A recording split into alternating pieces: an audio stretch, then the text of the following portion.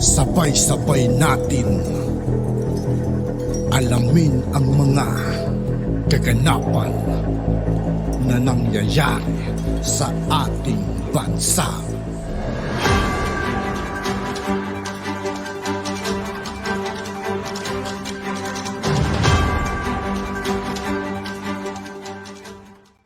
Yo, what's up mga kaibigan? This is I2K po again. Ngayon nandito naman ulit tayo sa channel ni Pinas Trending Now TV.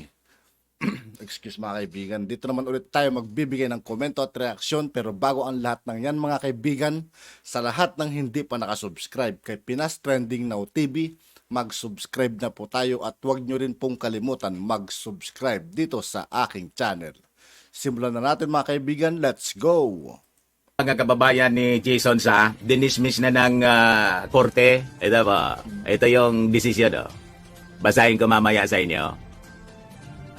Pinirwisyo lang yata ng mga nasagasaan ni Jason Sa kanya mga komentaris. Ito po yung balita mga kababayan tungkol kay Jason Sa. Pinaglaruan lang yata si Jason Sa mga kababayan. Court junks charges. But broadcasters Jason Sa stays in jail. Hindi ko kilala ito mga kaibigan sa totoo lang. Ngayon ko lang mabibigyan ng reaksyon. Yung sinasabi rito. Kaya pakinggan na lang natin mga kaibigan.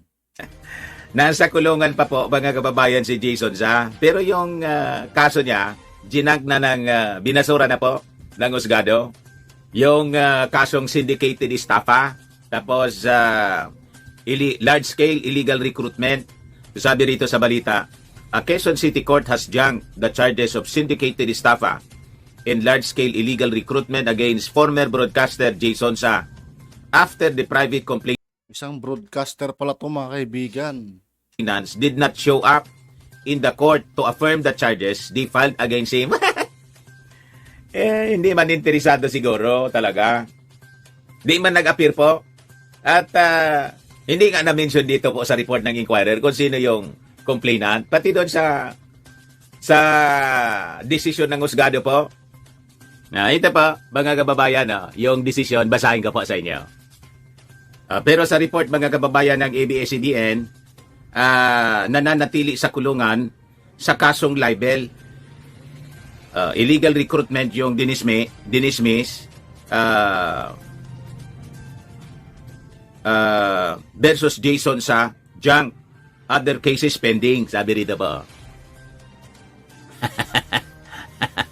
Ibang-iba na yung itsura po ni Jason Sa. Ito yung order mga kababayan. Kung ano, Sabi rito, kung siya talaga ito mga kaibigan, tapos siya yung pinapakitang parang nakapreso. Parang ang layo mga kaibigan, no? Parang hindi na siya ano. People of the Philippines versus Jose Sonsa for syndicated estafa in large-scale illegal recruitment. Ito yung order po. Sabi rito, at today's initial presentation noong August 17 kahapon on Yan o. Siya rin kaya yun mga kaibigan, parang hindi naman ano. at today's initial presentation of prosecution's Pero maluwang din noon ito mga kaibigan eh. evidence on the hearing of the petition for bail. The following appeared: Assistant City Prosecutor Edward Jason P.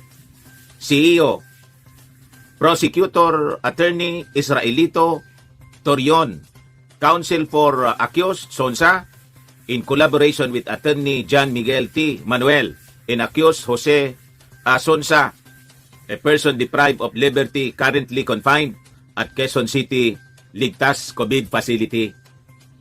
Upon his motion, accused petition for bail is hereby withdrawn. Private complainants failed to appear. This is not the first time that they failed to appear. Upon motion of accused, without objection on the part of the people, considering that with the non-appearance of private complainants, plural po complainants, the guilt of accused could not be proved beyond reasonable doubt. The instant case is hereby dismissed provisionally. with the express consent and conformity of accused. The jail warden quarantine facility in or the male dorm, Quezon City Jail, is hereby ordered to release accused from detention unless held for some lawful other causes or cause. So ordered. Dated August 17, 2023, Quezon City, Philippines, signed, Presiding Judge Edita Mina Agoba. Yan po, mga kababayan, yung pirma ng Presiding Judge. Kaya lang, sabi ko, yung complainants po, yung nagreklamo, private complainants, hindi man po nami-mention dito. Bakit kaya? May waga po. Sino ba, mga kababayan, yung private complainants? Kasi sa pag-dismiss ng kaso, private complainants lang po yung sinasabi. Hindi man po isinama yung mga pangalan. Sabi ko, parang may konting hiwaga po, mga kababayan. Baka pinirwisyo lang si Jason sa kasi komentarista po sa YouTube ngayon. Baka gusto lang naturuan ng leksyon, mga kababayan. Pero nang mag-hearing po, hindi man interesado yung mga complainants, hindi man nag-appear. Yung Minya pala, Edita Minya Agoba, yung judge, presiding judge, mga kababayan. Edita Minya Agoba ng Quezon City RTC Branch 77. Now, sa report, mga kababayan, ng Philippine Daily Inquirer, sabi rito, in a separate order dated August 8, Judge Rafael Hipolito of Quezon City RTC Branch 215 also provisionally dismissed the illegal recruitment case against Sonsa. Pero mantenido pa siyang nakadetain hanggang ngayon. The judge noted the manifestation of Assistant City Prosecutor Rafael Joseph Ciares, with the prosecutor noting that despite his serious efforts to reach out to the private complainants, all failed to coordinate with him. So may waga po, mga kababayan, nag-file ng kaso tapos di man nag-appear sa hearing. So despite this, the ex-broadcaster will remain detained at Quezon City Jail Ligtas COVID Center quarantine facility in Payatas, where he has been committed since August 3 pa pala siya. So more than 2 weeks na po, mga kababayan, 2 weeks na po yung nakalilipas. As he faces other cases, may iba pa daw na kasing mga kaso. Details of the dismissed and pending charges against Sonsa remain unclear at press time. Hindi pa malinaw.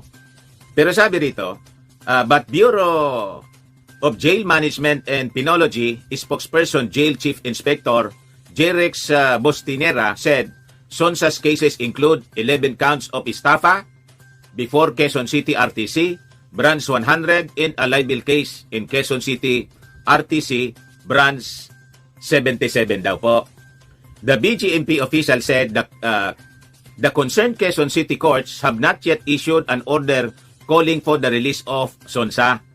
Kaya nakakulong pa rin siya, mga kababayan, hanggang ngayon. Siguro, siyempre, yung mga abogado, inaayos pa yung mga documents. Later on siguro, marirelease din si Jason sa. Di ano niya, Mr. Maravillas, yung masasabi mo? Kasama yon sa risk sa trabaho ng mga taga-media. O yung balita, mga kababayan, tungkol kay Jason sa. Pinaglaruan lang yata si Jason sa, mga kababayan.